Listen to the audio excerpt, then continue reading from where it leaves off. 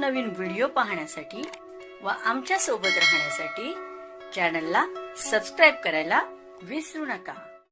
तर बघा काय बातमी, 8व्या वेतन आयोगाच्या अंमलबजावणीची तयारी जोरात सुरू असताना सरकारच्या कर्मचारी संघटनांनी निवृत्तीनंतरच्या आर्थिक सुरक्षेवर विशेष भर दिला आहे। देशभरातील विविध शहरांमध्ये समिती सदस्य आणि कर्मचारी प्रतिनिधीमधील बैठकांमध्ये फिटमेंट फॅक्टर, महागाई भत्त्यात वाढ यासोबतच नवीन पेन्शन प्रणालीवर चर्चा जोरात आहे।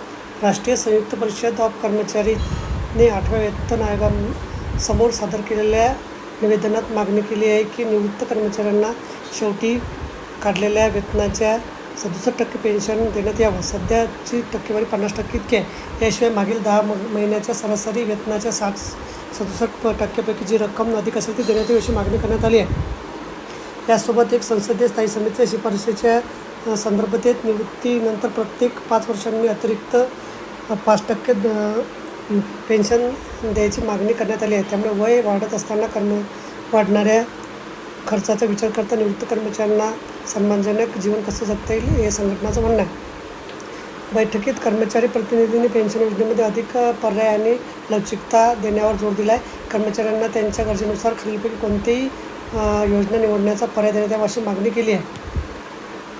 तर बघा, अशा प्रकारे अत्यंत महत्त्वाची माहिती आपल्या समोर व्हिडिओसुद्धा आवडला असेल लाईक करा, शेअर करायला विसरू नका। धन्यवाद।